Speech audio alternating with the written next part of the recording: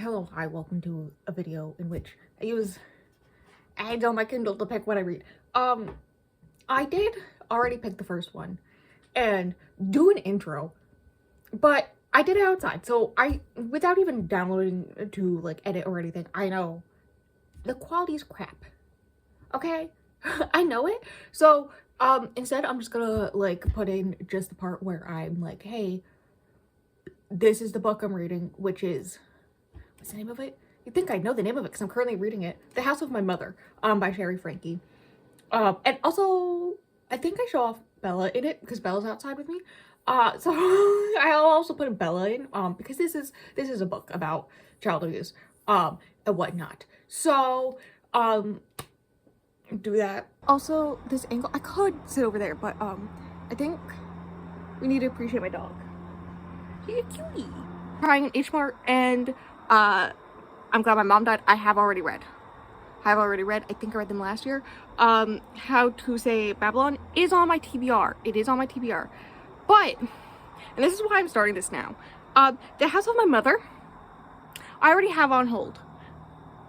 I'm only 36% of the way through, all of which I read yesterday. On a day that I had a really bad migraine.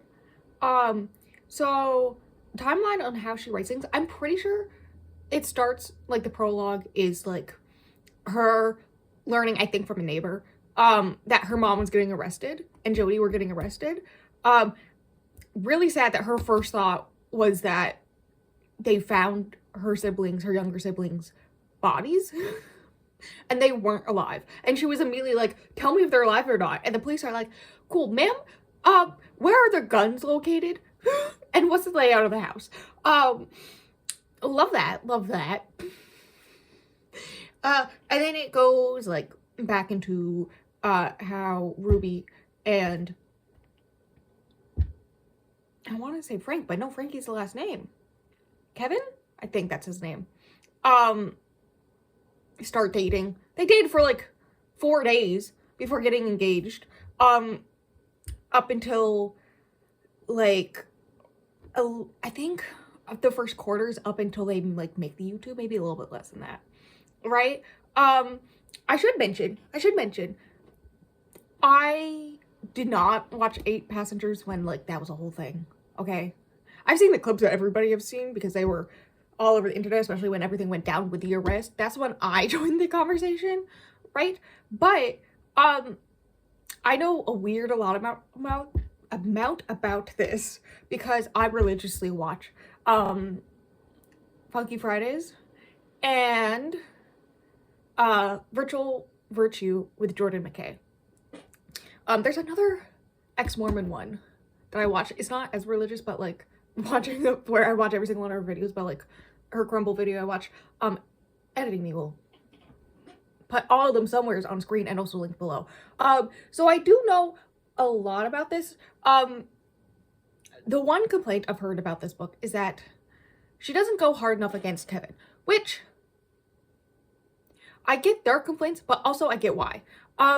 Because so far where I'm at, Kevin has props right now. Kevin is looking at the good guy because when Sherry started dealing with suicidal thoughts, depression, she also had religious OCD, I'm guessing. But that was like a thing, and anxiety and whatnot. She went to her dad first and he was all like, Ruby, we need to put her in therapy. And Ruby went, no, she just needs to eat better and exercise more. And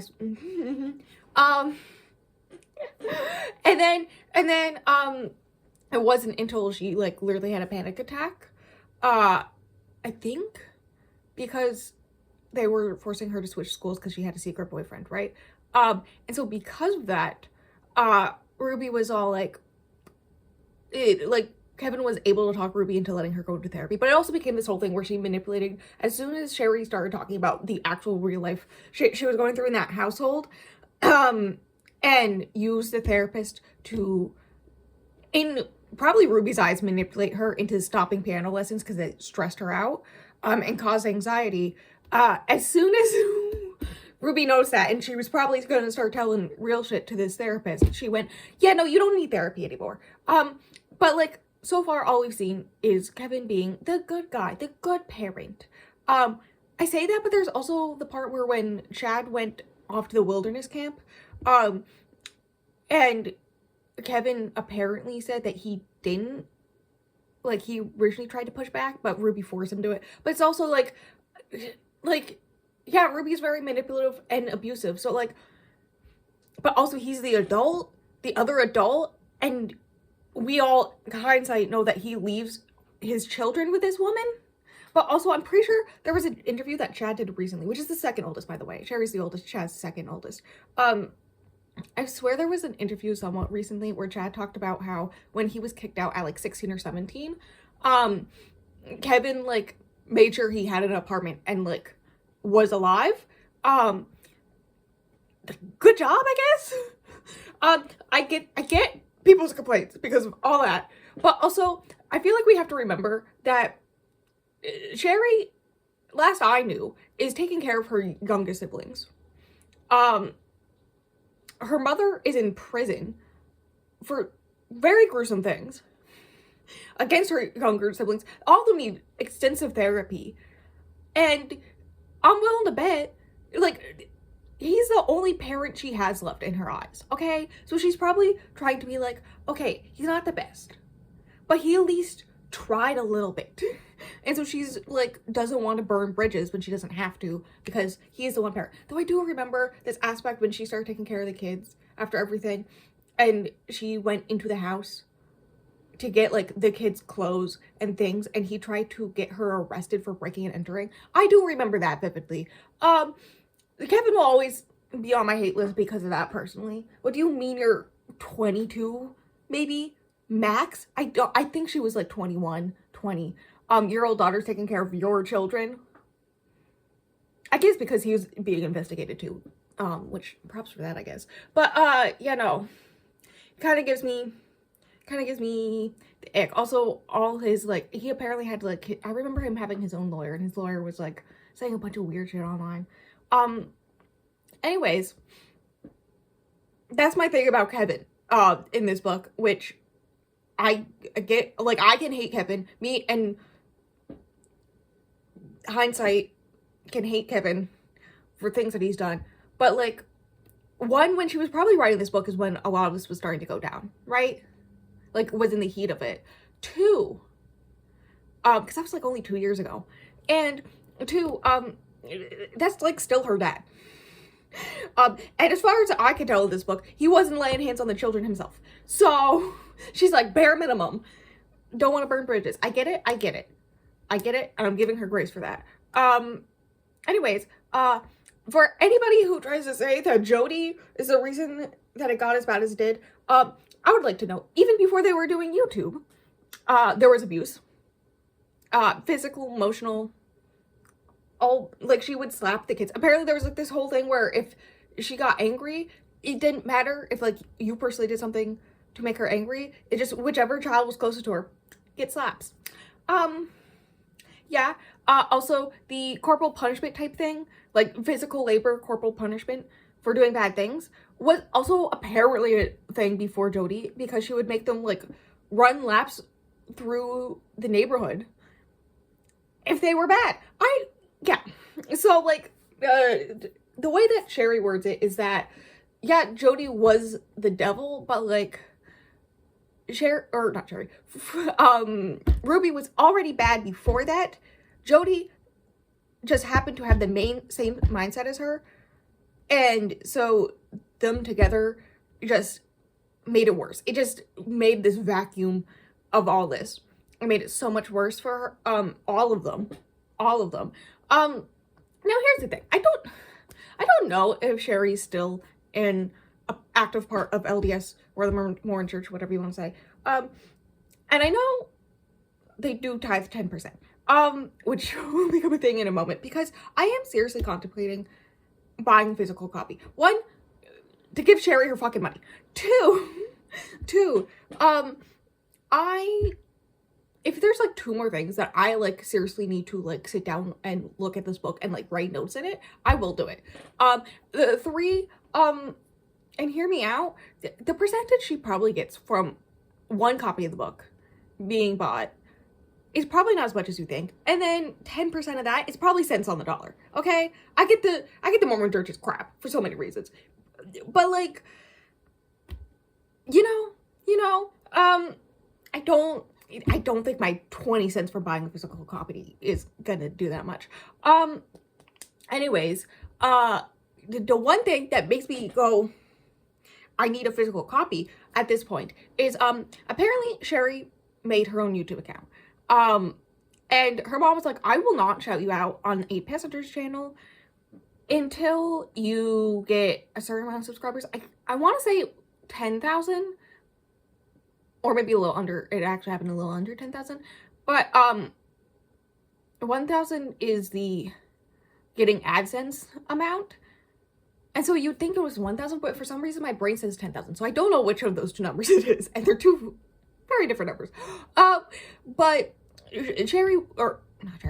Ruby wouldn't shout her out until she got to a certain point. And then when she did, I think it was like right before she got to that point, she made it like this whole part of this Christmas video where she gave Sherry a really good tripod and was all like, hey, do you know why? Because Sherry has YouTube. Go check her out. We're very proud of her for doing it all herself. And Sherry talks about how she hated the process, but it made her mother happy and also got her money at one point. Like, it was getting her money, which is beneficial. But also, like, the fun videos for her that were, like, dumb, like, what every, like, 14, 15-year-old made on their dumb iPads as kids. Like, I remember doing that at my grandparents in the summer. We couldn't really do much, so that's what I would do all summer long. Yeah, no, apparently, like, those she really enjoyed, but, like, she hated sitting down and having to film and all this stuff, which, yeah. But apparently, Ruby's whole thing, Ruby, as soon as she started making money, because she is a child, she is, like, 14, 15, 16 when this is happening, is all, like, she has to have her parents make the bank account for her for the AdSense, right? And Ruby's like, nothing will be touched. It will be yours when you get old enough, type thing. And it'll just be sitting there, earning money. And then, like, almost immediately as soon as she gets to that point, Ruby's all like, well, since I am your manager, she shouted her out one time, and she had to open up the bank account for her because this is a fucking child, that I'm going to take 10% of your earnings. Which, this is where I get to the analyzing part, because, again, Mormon church, you tithe 10%, you give them 10% of your income, and Ruby is taking 10% of Cherry's income at, like, 14, 15. It's very interesting. You could have picked any number, and you chose 10%. It gives me a certain feeling, if you get my drift. So, yeah, no, I think around then is when I stopped reading last night, because, again, I was, like, dying with a migraine. I do like Sherry's writing. It is very intense. We're at the part where Jody has showed up. I should mention this. Chad has gone to the wilderness camp and come back. And Sherry, in her religious OCD, anxiety, and depression, went fucking crazy Googling Jody. And she went, there are so many red flags here.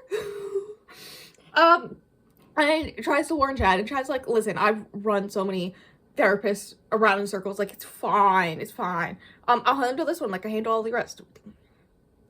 And then he goes and tells Jody, and then Jody's all like, well, maybe you, or not, he goes and tells Ruby, and Ruby's all like, why are all these people end with E? Jody, Sherry, Ruby, I need help.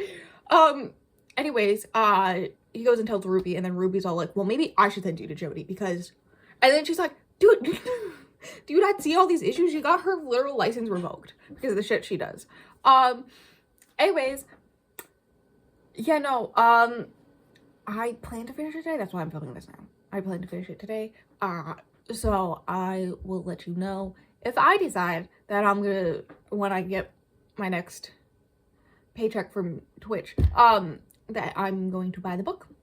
And what I rate it, I'm guessing it's gonna be like a 4.55. Right? right? Anyways, you know, Jodie's just starting to show up. I don't think she's officially moved in yet. And I've heard there's things with how Jodie and Ruby spend their time together alone in this book. So that's that. I'm gonna go. Goodbye. I will update you in probably, I think I have like 4 hours left in the audiobook. It's a very quick book. So probably in like 2 hours, which is good because at 3 p.m. it is doing it. It's at noon. It's noon right now. But you know, I got other things I gotta do real quick, and then I will finish this and I'll give you my thoughts and opinions, and we'll wait patiently for something that intrigues me to pop up on here. You know, it'd be great if it was you know, one of the series I'm in the middle of. It keeps on giving me books that I've already read, like I'm in the process of currently reading or just finished, and it does that one for like a month straight. I'm like, Kindle, you already have a section on, like, as soon as I go on to like Kindle, it's all like on the app or whatever, it's like series to continue for you, right? And hear me out, just put one of those on there. The higher chance of me reading a book because I see it's on Kindle Unlimited and a series I'm already reading is so high. Like, you get so many clicks from me for that. I say as if Kindle needs any help. / Amazon. Anyways, goodbye. Okay, book done. If you hear the computer, no you don't. Yes, I'm dreaming. No, book done. 5 stars. 1, Sherry's a good writer. 2, yeah, I get why, like, because of that she's able to go in front of politicians and talk about how family blogging is not okay, right, with her own experiences. I get that. Also, I would like to know, with that, and also, like, writing this book, she's still in college. I didn't remember that. Fucking wild. Anyways, I thought she had access to the, maybe she had some access to the kids, but not full access, like fully taking care of them. Because the state wants to make sure that her father can take care of them, and she kind of, like, he's back at the house and she's visiting regularly. Also, my point about the Kevin Frankie stuff, she also says, like, it's up until near the end of the book before they have a relationship again. At one point, essentially calling him, a spineless lack of a man or something along those lines. I got it. Also, I'm assuming he's never read this book, but if he were to learn, like, she blatantly states and explains how he was emotionally distant, which led to her being essayed by an older adult man ever since she was a teenager, throughout like a good chunk of her college years, right? Fuck Derek. I'm gonna beat his ass. We'll beat his ass. I was not expecting that. That came out of the blue. And then, also on top of that, like, partially her going through that, he physically abandoned her as well, to the point where, like, she was going to college that he was teaching at, and if they ran into each other, he would be running away from his own 20-year-old daughter. I swear, Kevin, if I find you on the street.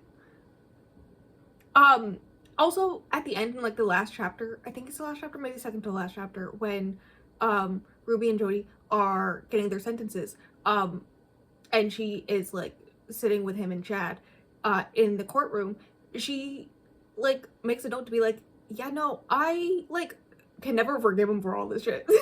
Like, yes, all this happened, and that's just gonna be a part of our history, but also, that doesn't negate the fact that I also want a future from him, as long as he's trying and actively being better. Which stands by my points, but also, like, I can kind of see how people were like, she's easy on him, but also, like, she does not deny the fact that he was horrible, especially right when Ruby got arrested and he tried to get her arrested, and she was like, bitch, what the fuck? Anyways, you know, all that. Also the fact that she found, like, another, like, one of her teachers in high school, and his wife essentially emotionally and physically took her in, especially while all the Derek stuff was coming to head, and also the stuff with Ruby was coming to head with her personally, and like she started calling them mom and dad because they were more of parents to her in like the year and a half that she would occasionally stay at their place, and they were like emotionally supporting her. Then either Ruby or Kevin ever did. So like if he were to ever read this. Anyways, I have decided I do want a physical copy. It is $30. But that's like, even if she got the full $30, 3 of it would go to the church. But and hear me out, would like to point out that she's maybe getting $10 out of that. Like, I don't, yeah.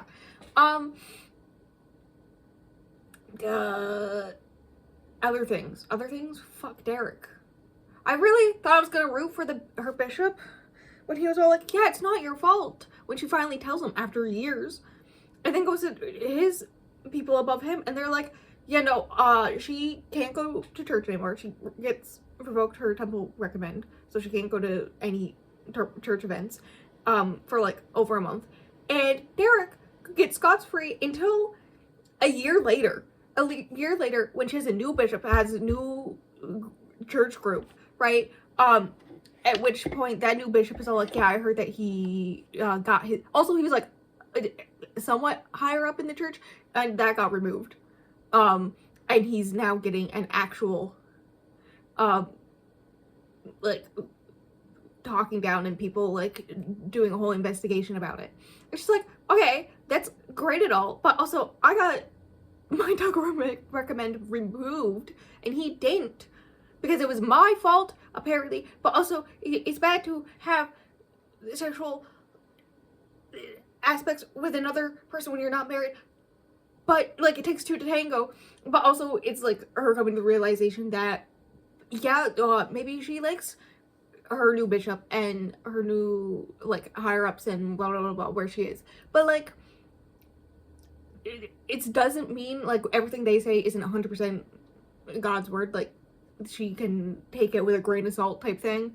We love that. Also, fuck Jody so much for everything she made tiny little mini Sherry with anxiety, depression, and religious OCD.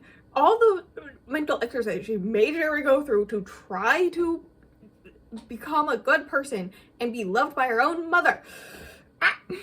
Also the shock on my face on stream when apparently on Connections they talked about how even babies have distortion and they have to learn to be like because they ask for their own mother's love, which is distortion and evil. Anyways, I did take notes of 3 lines. There was like the last chapter and epilogue were so good. It's like full circle for a lot of things, the way she wrote it. So because of that, and hear me out, that's why I want it, because then I can like, I want it. I want to write things in it. I want to physically hold it in my hands and be able to write things in it, okay? But my 2 favorite quotes, I guess, which are like over 90% through the book, realizing my, nope, that's not how you read. I swear, sometimes I'm dyslexic. Realizing your own mother was incapable of truly seeing you, of loving you for who you are, rather than an extension of herself, is a bitter pill to swallow. Honestly, that whole paragraph. 8. And then what's the other one? Oh yeah, this is like the last line of the last chapter before the epilogue. As for Jody, I'll leave her diagnosis to the experts and the fate of her soul to God. Mic drop moment, love it. Yes, Sherry, go off. Anyways, Sherry doesn't post her personal life online anymore. She literally after all this, gets engaged. I think she announced the book was gonna be a thing, then got engaged. Went, hey, I'm engaged. So, by the way, you will never know anything about my future husband. You will never know about any future children I have. This is my life. It's going to be personal. I am still going to be a public person when talking to legislative aspects about all of this. And I will be talking about my book. But a few times on my Instagram, but otherwise, I'm gonna be a private person, and I love that for her. I hope graduation is great for her. I think she's supposed to graduate this year is the general consensus. Also, I remember vividly when the engagement photo happened, which was just her hand with the engagement ring. I was like, why does she have on her pointer finger? Ignore that my nails are busted. Have these two other look like wedding rings. Apparently when the time that Kevin tried to get her arrested for breaking into his house, when she was being escorted by the police to collect her and the children's things. I swear to fucking God, Kevin. Anyways, when she was there doing that, she found Ruby's old wedding rings, because I think it was the old ones. I'm pretty sure, because he, like, a year or two prior had gotten her new ones, right? Like, because they had more money then and whatnot, because they were still in college when they got married. I mean, I guess she dropped out, Ruby did, but he went and got her new ones because they had money now, and she took those wedding bands, that wedding band and ring, and put it on herself to be like as a reminder to, you know, be better, to end the cycle, but also that she's a stronger person than all this and all this stuff. And, you know, iconic. We love Sherry. Support Sherry, I guess. I don't know. This one was a dark one. It's 4:30 p.m. Yes, it was due at 3 p.m. Shut up. I would like to thank Libby for letting me listen to the audiobook for an extra hour. I love you so much. Anyways, that was book. Book was good. 5 stars. It's a favorite. I mean, I guess go off. What's with me and rating nonfiction 5 stars recently? I don't know what that's about. Also, I would like to note there was a whole thing near the end that was also about the, it was kind of like a full circle moment of, like, when 8 Passengers was the thing, and always being on camera and all this stuff, and then she's, like, finally that all ends, and now it's all back again because of the public scrutiny and the trial, and all this aspect, and how she's, like, she understands true crime, because I would like to know the whole reason she was able to fucking end all the Derek shit is because she watched a true crime case where her stalker killed her, and she went, oh shit. I can just picture it in her head, just be like, oh no, too many similarities. But because of that, so she's like, I get true crime, but it's like, she is all like, but when does it become more of like a media circus and forgetting that these are real human beings? Like, when apparently they were doing like an interview or a documentary or something, and they trusted these people, and then like she personally didn't look up any of the, like, when all the evidence came out publicly, she personally didn't look at like any of the journals of her mother's that goes into great detail about what was done, which I don't blame her. I looked at it for 5 minutes and I had to close it. And those weren't my younger siblings and my mother, okay? So I get it. And then, so they sit them down to do this interview, and the first thing they do is pull up all the evidence photos of her siblings. Honestly, amazing she was able to go through the interview after that. I would have just died in a corner. Anyways, I don't know what the point of me saying that was. Oh yeah, no, about how true crime becomes infantilization and more of like a media circus and all this stuff, instead of actually talking about the horrors of life, and evil, like how people can come to be like this and stuff like that. Anyways, 5 stars. Goodbye. Hello, hi. This is gonna be fast update because it's after 11 p.m. I just did my Duolingo. I'd have to get ready for bed. Other people are probably sleeping in this house. My computer is dealing with the fact that I just ended the stream. So it may be loud. And also, I'm sick. And, but, like, I need to get this done sooner rather than later, so we can talk about which one I'm picking up. In case you can't see here, there is an essay Cosby, which is Blacktop Wasteland. That one I could have gotten on Kindle Unloaded.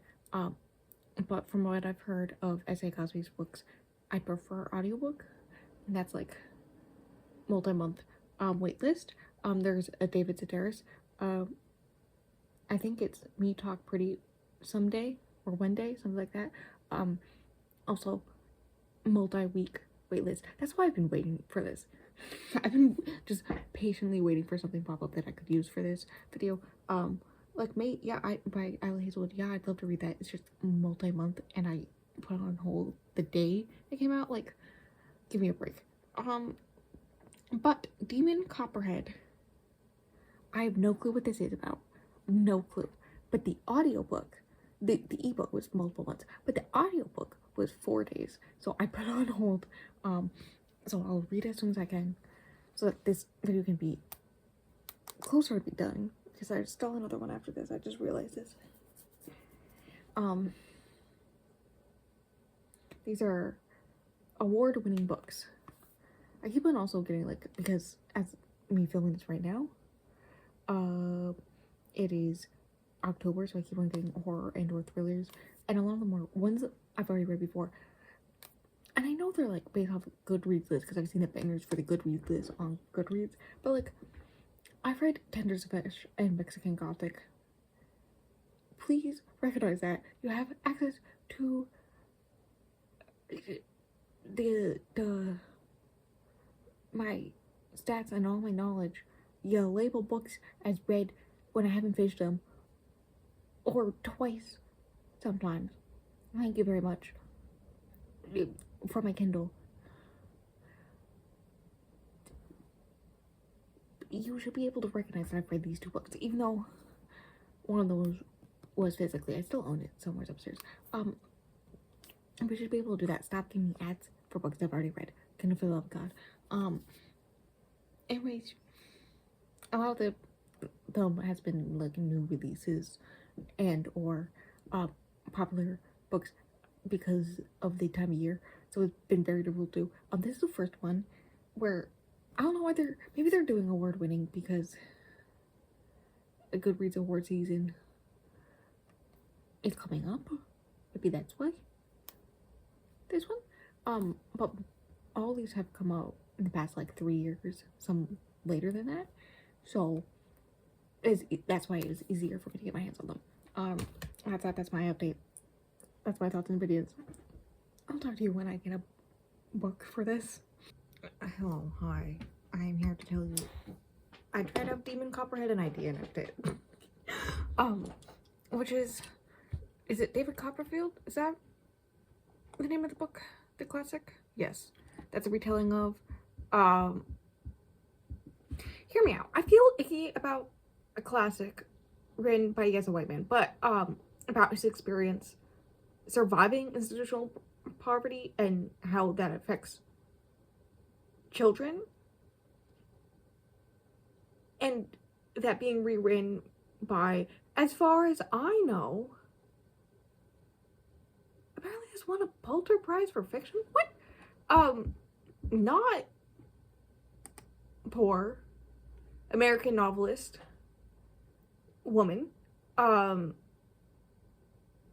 who's won many awards. She's written many books. It feels a little icky. Also, I went into the reviews on Goodreads. I love how two people who I trust, especially one on literary books, one of them went meh, and the other one went DNF.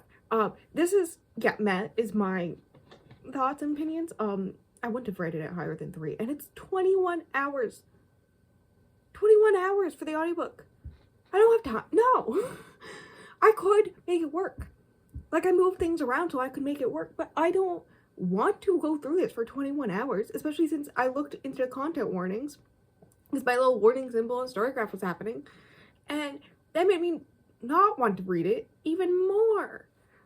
Anyways, people who have read by this author, didn't like it as much as her other books. My consensus from the reviews is, she's just trying to write the next great American novel, and what's a better way to do that than classic retelling, right? Because that's the type of era we're in right now, and, it very much feels like that. Also, I'm very confused because it's labeled as historical and literary, right? So explain. I think the whole book is being told by Demon. My main complaint was gonna be, well, one of my complaints was gonna be, who the hell names your child Demon? No, it was Damon. And then I love how he complains about how his name is Damon, but this came out in 2022, so this was in the beginning of House of the Dragon. Like, when did House of the Dragon come out? Season 1. Because, and hear me out. Yeah, that started mid-2022. Okay, I will give her grace because that wasn't officially out yet when this was being written. But still, having a main character named Damon, not that wild to me. But apparently it's like a thing where everybody gives each other nicknames. And so his is Demon Copperhead because he has red hair. And he's a demon. Anyways, oh my god, not this. I want to read this review. I'm going to take a second to read this review, but it does say spoilage of super predictable ending contained herein. I could guess what's going to happen in this book. Here's the thing. That's the thing. It's 21 hours long. I could guess. I'm going to guess this is a stereotypical book of this style, of this plot. Not really plot. Also, I'm not a character-based book type person. I usually need something more going on for me. Even this year, even though I've tried like harder to get into character-based books, like some of them I have, it still needs to be a little bit something else. Like, the main one I can think of that I've really enjoyed, that was also a literary, this year is Death of the Author by Needy Okorafor. I'm never gonna be able to pronounce her name properly. Anyways, that one has like this sci-fi element going on in it at the same time, but it's like light sci-fi, so it's like sprinkled in. And like, and I like the writing much more. Much more. You like, within the first chapter, learn so much more about the main character in that book than I have learned about Demon Copperhead in the 5%. I've listened for a whole hour. It was a whole hour of the audiobook I read, which is only 5% because it's 21 hours long. And I'm not going to listen to 2 hours just to get to 10%. I usually try to get to 10%. I do have this caveat rule that hour in audiobook is fine. But I was like 5 chapters in, and I knew so much more. In the first chapter, all I learned about him is that his mother has addiction issues, and he was delivered at home. The end. Oh, and that his mother gave birth at 18. She was 18 and alone. Okay, cool. I learned so much more about the main character in Death of the Author. And that is going to be the literary that I compare every other literary novel I read to, because it was so good. So having read my magnum opus of literary novels already, like 2 months ago, reading this much longer, like very much longer. And also literaries take me longer to read anyways. I don't know what about that is. I was going to bring up the fact that it's historical. It's labeled as historical. But like within the first few pages worth, he's talking about Marvel superheroes and which I get, like Marvel superheroes were a thing. They've been comic books for years, decades, right? But this was like a reference to the Marvel movies. And I think there was another reference. I was like, wait a second, what? And so I think the whole thing is Demon from the future narrating his life. But it was confusing. So it's like historical, but told from the future or present day. But I also don't know the time period. That's another thing. I don't know the time period. I think it's the 80s. Is the 80s considered historical? Like the 1980s? Like, I'm thinking late 80s, early 90s. I swear to God, if I'm considered historical, I quit. Anyways, I'm gonna read this review though, because I'm just saying that I'll give more thoughts if I have any more. I don't know if I do. Oh my god, wait, no, this review is iconic. No, I need to like it. Because, why? After the whole, like, this is spoilers. Also, thank you for continuing to hate on me for disliking this book, because it brings it further up in the algorithm, right? Is talking about how the author just wants to make the next great American novel, and nothing demonstrates that more than tried to make a modernization of David Copperfield. That's so funny. That's what I said. I haven't read this review before. That's iconic. Also, that's another thing. It's supposed to be a modernization of his book, but it's also supposed to be historical. And maybe if I read the original, because I haven't read the original, but like, I'm one of those people who believes if you do a retelling of a book or something, it does not necessarily mean you need to have watched or read or experienced the original in any way. I'm pretty sure I read Pride and Prejudice and Zombies before I read Pride and Prejudice, okay? Like, you shouldn't have to. Like, I'm pretty sure I watched Clueless before I read Emma. And then afterwards I read Emma and I went, oh wait, this makes sense. But like, right? Am I making sense? I don't know. Oh no, it's also cliched stereotypes of Appalachia. I swear, there's been like 2 or 3 books that I've read globally or DNF'd that are like, poor person from the Appalachians, stereotypes. And it's just like, can we write something different, please? Okay, thanks. Okay, apparently the other main complaint is how modernized things, like things we recognize in the current day, like the opioid crisis of Big Pharma, and Big Pharma being a bitch anyways, is a thing we know now, but wouldn't have been a thing back then. Because apparently there's a whole thing where he gets addicted to opioids because his life is shitty. Listen, once the mom's boyfriend came in, I'm like, oh, this is gonna be the stereotypical thing where he ends up being abusive, right? And then something happens with his mom dying, or something happens to her. She goes to rehab again or something, and he has to take care of him, or something like that. Apparently he goes to foster care, where he has one horrible situation in foster care. But apparently it's just neglect, not where you think, like, if we think horrible foster care situations, we all go someplace, right? No, she won't go that far. But then he is the local high school football hero, but then his knee's blown out, and now he's addicted to opioids, and then I guess at the ocean he gets to see the ocean. What? At the end he gets to see the ocean. Which is listen, the one thing I know about Demon Copperhead is that he has red hair, and he is obsessed with the ocean.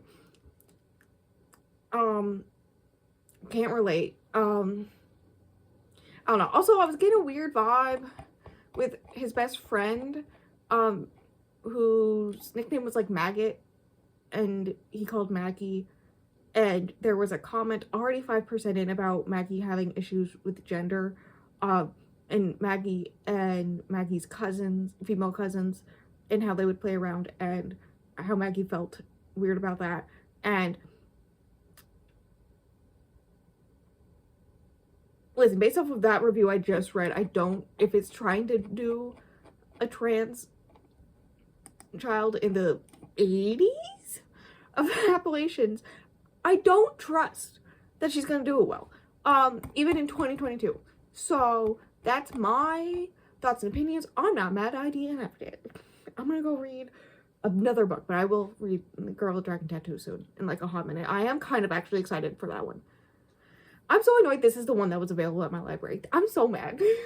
Why did this do to me? What? Why did this do this? Why did this do this to me? There we go. I can speak words. Not anymore, apparently. I've been too long in Minecraft. Hello, hi. I didn't even put this in after I read the second book. I just realized how foggy it is over there. Ignore it. Which I haven't started yet. I think I do have the audiobook from Libby now. But finally, a third one happened. We're gonna do it, and then we can end this off. And that is, if you see on here, there is The 7 Husbands of Evelyn Hugo. Okay, it looks much better with it off. Gone Girl and The Girl with the Dragon Tattoo. The only one of these. Kindle, eat my ass. Why would you do that? Anyways, you saw it. The only one of those I haven't read is The Girl with the Dragon Tattoo. I just pulled it up to see if I can get it on Libby. The ebook's currently available. Audiobook is a short wait, so I will do that one. And suddenly I'm intrigued. I know this is a popular book. Never thought to pick it up. And then this whole time, I thought it was a fantasy. I think it was like briefly on my TBR, but I took it off because I regularly read fantasy by men. I say is Brandon Sanderson and George R. R. Martin are my gods at this point, but that's beside the point. And then just now, to check if it's on Libby, I learned it's a mystery thriller that takes place in Sweden about a girl who's been missing for 40 years. I did not know this. Anyways, that's gonna be the third one that we end off on, which is a popular one. No, we got a new release.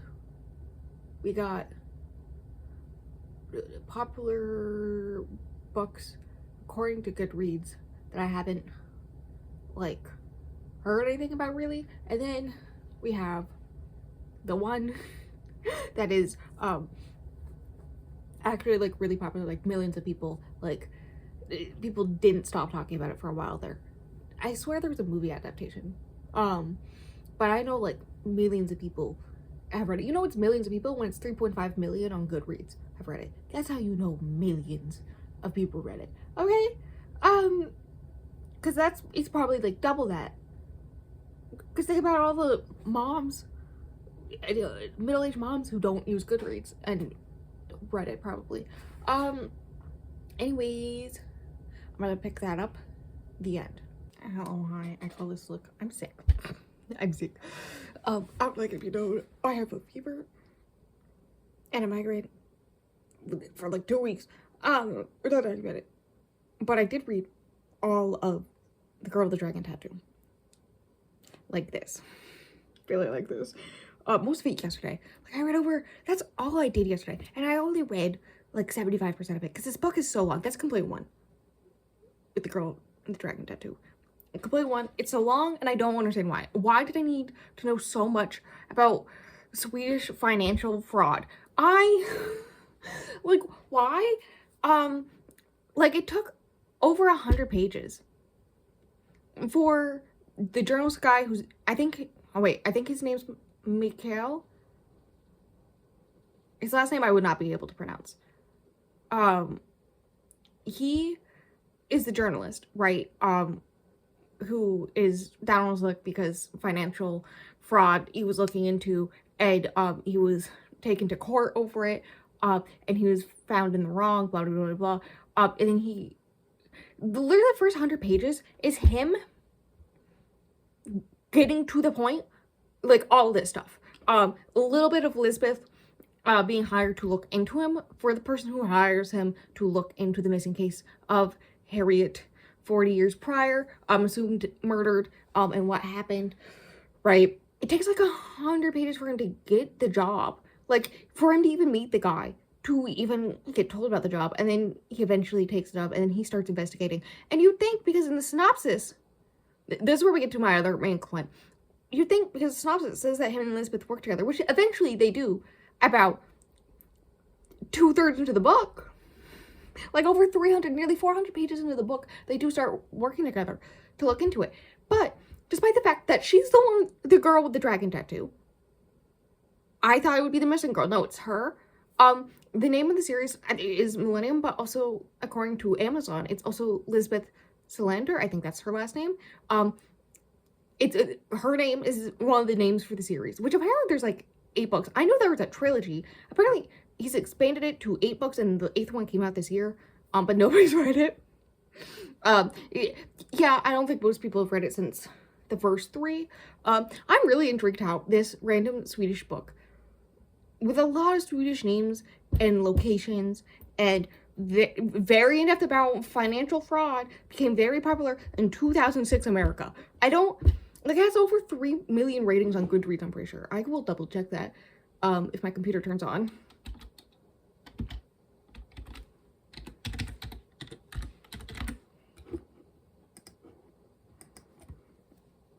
Oh my god, not the light showing up on my face. Anyways, it has so many ratings on Goodreads, and it was turned into a movie. I don't know if the sequels are turned into movies. Like, yeah, it has over 3 million ratings. That's like an insane number of ratings. I don't know if the, hilariously, it says readers also enjoyed Gone Girl. Which is funny because the ad had Gone Girl in it as well. Anyways, 3 million ratings for a translated Swedish book from 2005. That was 2006. 2005. That was turned into a movie that I have never heard anybody talk about until like a random YouTube video 2 days ago. I don't think anybody ever watched the movie. I actually want to look that up. 2011 is when the movie came out. 2.5 hours. Daniel Craig played Mikkel.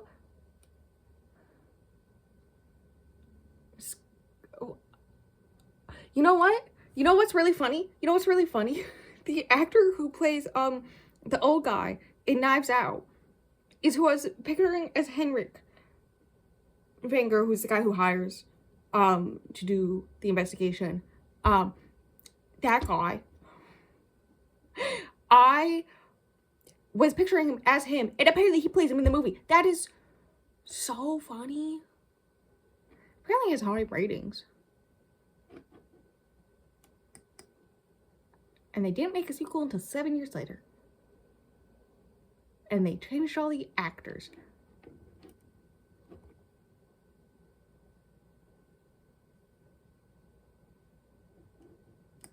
Interesting.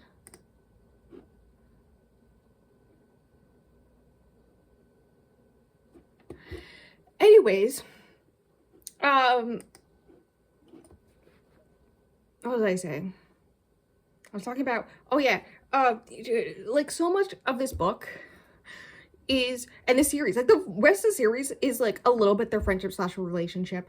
But like the main bulk of the series is about Lisbeth, and like one of them is apparently about her being shot and she's in a coma. I think in the next one she's the assumed killer, right? She's framed for murder, right? And so you'd think during the whole time that he's investigating this case that I thought she would be there helping him, that she'd be doing something, that her character would have anything. No, she was like 10% of that section, in which the whole entire time we had to read about her being raped in detail. Guess what I'm not a fan of? I don't, right? I went to bed last night right after she got her revenge. I think, yeah, it was like right after I started, like I had to start part 4. I was like about to start part 4, right? And so that was near the end of part 3 when she got revenge on the guy. And was I laughing? And like, yes, I support women's rights and wrongs. And she's supposed to be like the morally gray hero and whatnot, right? Like she does a bunch of illegal stuff near the end of this book to set herself up for success and whatnot, but like it's supposed to be good.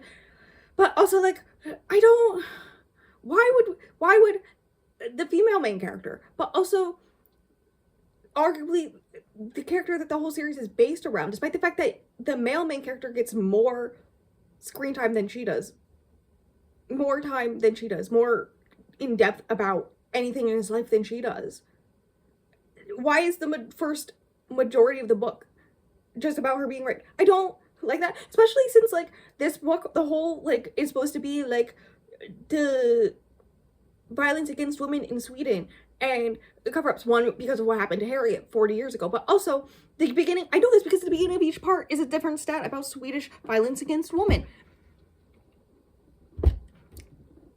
right? But instead it just felt like it was using a woman's trauma.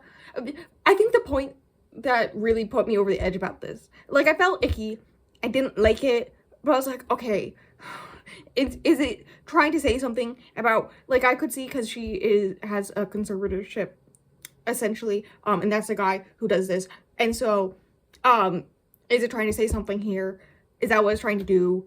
Are we supposed to connect her to Harriet because is this what happening? But also, like, a week later, she is sleeping with a random woman. Like a month later, she is sleeping with Mikkel. Also, this man gets so many women. He gets Lisbeth, who at the end of the book is in love with him suddenly. He has his ex-wife, but while he was with his ex-wife and also Lisbeth, he's also with his best friend, who is a married rich woman to an artist, and they just have a running affair that he knows about and he's fine with. And then also, he, during the investigation, is sleeping with one of the cousins of Harriet.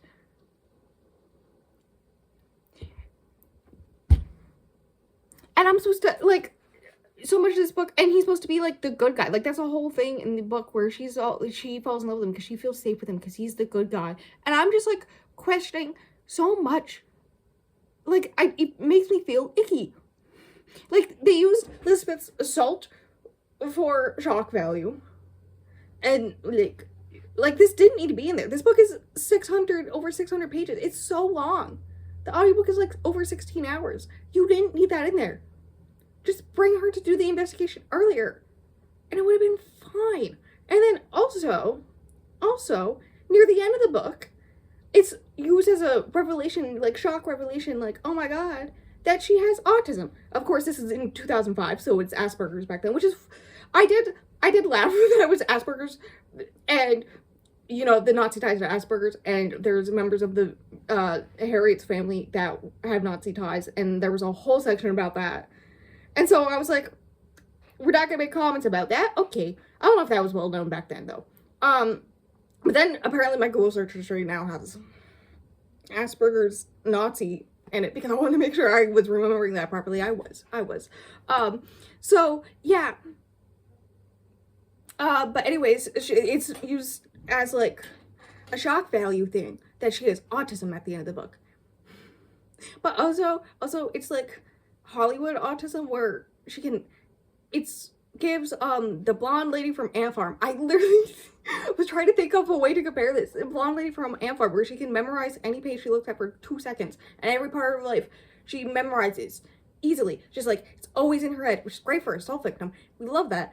But also is great at hacking and recognizing patterns. And that's why she's able to be a great investigator. And I'm like, huh?